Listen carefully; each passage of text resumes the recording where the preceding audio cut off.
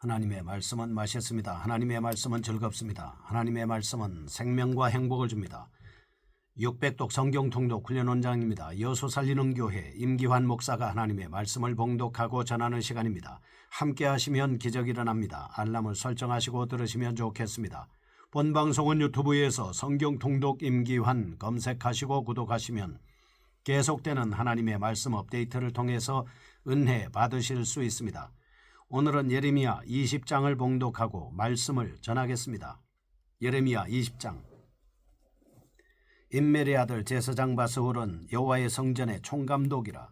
그가 예레미야의 이 일 예언함을 들은지라. 이에 바스훌이 선지자 예레미야를 때리고 여호와의 성전에 있는 베냐민 문 위층에 목에 씌우는 나무 고랑으로 채워두었더니 다음날 바스훌이 예레미야를 목에 씌우는 나무 고랑에서 풀어주매 예레미야가 그에게 이르되 여호와께서 내 이름을 바스훌이라 아니하시고 마골 밋사빕이라 하시느니라. 여호와께서 이와 같이 말씀하시되 보라 내가 너로 너와 내 모든 친구에게 두려움이 되게 하리니 그들이 그들의 원수들의 칼에 엎드러질 것이요 내 눈은 그것을 볼 것이며 내가 온 유다를 바벨론 왕의 손에 넘기리니 그가 그들을 사로잡아 바벨론으로 옮겨 칼로 죽이리라. 내가 또 이 성읍의 모든 부와 그 모든 소득과 그 모든 귀중품과 유다 왕들의 모든 보물을 그 원수의 손에 넘기리니 그들이 그것을 탈취하여 바벨론으로 가져가리라. 바스후라 너와 내 집에 사는 모든 사람이 포로되어 옮겨지리니 네가 바벨론에 이르러 거기서 죽어 거기 묻힐 것이라. 너와 너의 거짓 예언을 들은 내 모든 친구도 그와 같으리라 하셨느니라. 여호와여 주께서 너를 권유하심으로 내가 그 권유를 받아 싸우며 주께서 나보다 강하사 이기셨으므로 내가 조롱거리가 되니 사람마다 종일토록 나를 조롱하나이다. 내가 말할 때마다 외치며 파멸과 멸망을 선포하므로 여호와의 말씀으로 말미암아 내가 종일토록 치욕과 모욕거리가 됨이니이다. 내가 다시는 여호와를 선포하지 아니하며 그의 이름으로 말하지 아니하리라 하면 나의 마음이 불붙는 것 같아서 골수에 사무치니 답답하여 견딜 수 없나이다. 나는 무리의 비방과 사방이 두려움을 들었나이다. 그들이 이르기를 고소하라 우리도 고소하리라 하오며 내 친한 벗도 다 내가 실족하기를 기다리며 그가 혹시 유혹을 받게 되면 우리가 그를 이기어 우리 원수를 갚자 하나이다. 그러하오나 여호와는 두려운 용사 같으시며 나와 함께 하심으로 나를 박해하는 자들이 넘어지고 이기지 못할 것이오며 그들은 지혜롭게 행하지 못함으로 큰 치욕을 당하오리니 그 치욕은 길이 잊지 못할 것이니이다. 의인을 시험하사 그 폐부와 심장을 보시는 만군의 여호와여 나의 사정을 주께 아래 쌓은즉 주께서 그들에게 보복하심을 나에게 보게 하옵소서. 여호와께 노래하라 너희는 여호와를 찬양하라. 가난한 자의 생명을 행악자의 손에서 구원하셨음이니라. 내 생일이 저주를 받았다면 나의 어머니가 나를 낳던 날이 복이 없었다면 나의 아버지에게 소식을 전하여 이르기를 당신이 등남하였다 하여 아버지를 즐겁게 하던 자가 저주를 받았다면 그 사람은 여호와께서 무너뜨리시고 후회하지 아니하신 성읍같이 되었다면 그가 아침에는 부르짖는 소리 낮에는 떠드는 소리를 듣게 하였다면 좋을 뻔하였나니 이는 그가 나를 태에서 죽이지 아니하셨으며 나의 어머니를 내 무덤이 되지 않게 하셨으며 그의 배가 부른 채로 항상 잊지 않게 하신 까닭이로다. 어찌하여 내가 태에서 나와서 고생과 슬픔을 보며 나의 날을 부끄러움으로 보내는고 하리라. 아멘. 예레미야 20장입니다. 핍박 속에서 기도하고 있습니다. 예레미야 2장에서 20장까지 심판에 관한 일반적인 9가지 예언 중 마지막 결론 부분을 진술하고 있습니다.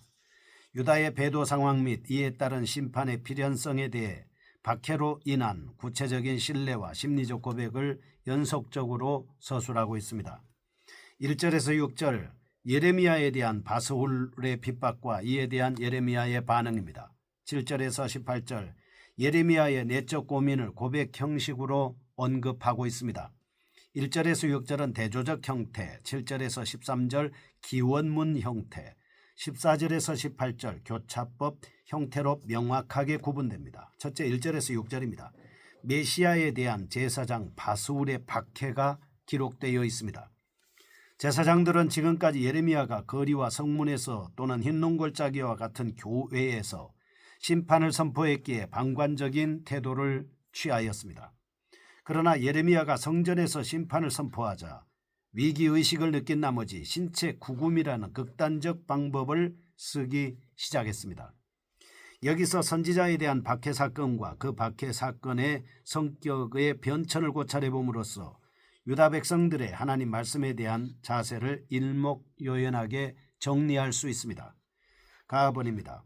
5장 5절의 무관심, 나 11장 18절의 묵인, 다 26장 8절의 묵인의 누적으로 인한 감정 폭발, 다 20장 1절에서 6절 직접적인 신체 접촉과 같은 정면 충돌, 라 28장 1절에서 17절의 거짓 선지자와의 충돌, 32장 2절 선지자를 시위대 뜰에 가둡니다. 마 37장 15절 선지자를 감옥에 가둠 등입니다.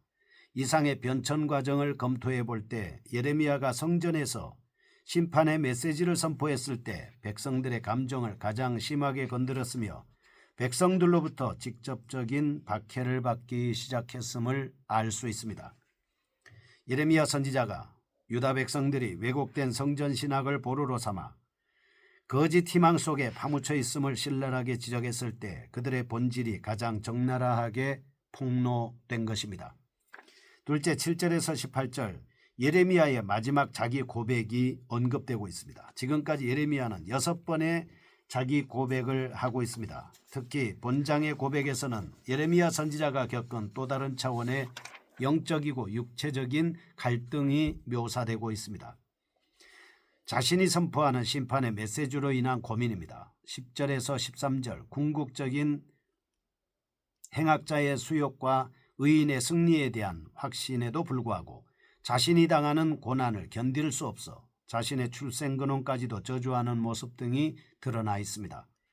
선지자는 백성들을 향한 안타까움으로 인하여 회개하지 않으면 심판을 면치 못한다는 메시지를 전하지만 백성들의 적대적인 반응으로 인해서 더욱 낙담하고 있습니다. 살펴보겠습니다. 첫째 1절에서 6절 바스울의 핍박입니다. 19장에서 행해졌던 선지자의 상징적 행위와 성전 설교에 대한 제사장 바스울의 반응입니다. 예레미야의 심판적 경고가 드러나 있습니다. 유다의 미래에 관한 예언을 들은 바스울은 예레미야에게 착고를 채우고 핍박을 가했습니다. 이에 대해 예레미야는 좀 더 분명하게 유다가 바벨론에 의해 점령당하고 포로로 사로잡혀갈 것임을 선언하고 있습니다. 13절 예레미야의 박해 사건입니다. 4절에서 6절 착고에서 풀려난 예레미야가 바스울에게 행한 예언을 진술합니다. 내용적 특성을 정리해보죠. 1절에서 2절은 후의 행위로 선지자를 착고에 채웁니다. 3절에서 6절 하나님의 말씀으로 3절은 바스울에 대한 제명령이고 4절은 예언의 선포와 하나님의 개입과 바스울과 그의 가족에 대한 심판 예언과 유다 민족에 대한 심판 예언입니다. 5절과 6절 하나님의 개입의 결과로 유다 민족에게 임할 심판과 바스울과 그의 가족에게 임할 심판입니다. 내용적인 특성입니다. 첫째 11절에서 13절 그리고 15절 성전뜰에서 유다의 심판에 대한 예레미야의 선언을 들은 바스울은 심히 1절과 2절 심히 적대적인 태도를 보이기 시작했습니다. 바스울은 제사장이며 성전과 그 경내에서 질서를 관장하고 난동을 부리는 자들을 처리하는 감독관이었습니다. 그는 예레미야의 예언의 내용에 상당한 불만을 갖고서 성전 내의 질서를 유지한다는 명목하에 예레미야를 붙잡아 매를 때리고 40번의 채찍질을 하고 난 다음에 착고를 채워 감금시켰습니다. 둘째 다음날 아침 풀려난 예레미야는 조금 더 두려워하지 않고 더욱 분명하게 유다의 심판을 선포하고 있습니다. 그리고 그는 바스울에게 마골 미사빕이라는 상징적인 이름을 붙여주었습니다. 이 이름은 가혹한 북방의 적을 언급하고 있는 6장 25절에서도 사용된 바 있습니다. 이러한 이름의 변경을 통하여 예레미야는 하나님께서 바스울과 그의 친구들에게 두려움이 되게 하시고 유다가 두려움과 공포 속에서 포로로 붙잡혀 가도록 하실 것임을 분명히 선언하고 있습니다. 본단락을 통해서 우리는 다른 신앙을 통한 현실 인식에는 언제나 반대가 따르기 마련이죠. 때로는 구체적인 핍박까지도 발생함을 볼 수 있습니다. 인간의 부패한 속성은 진리와 반대되는 성향을 가지기 때문에 그러므로 우리는 하나님의 뜻을 따를 때 고난이 수반된다는 사실을 알고 미리 마음을 굳게 다져야 합니다. 두 번째입니다. 7절에서 18절 예레미야 기도입니다. 심판에 관한 일반적 예언 내용인 최종적인 결론을 진술하고 있는 본단락에는 하나님의 진실한 뜻을 성실하게 수행하고 있었음에도 불구하고 연속적으로 박해의 고통을 겪고 있는 예레미야의 고뇌에 찬 질문이 기술되고 있습니다.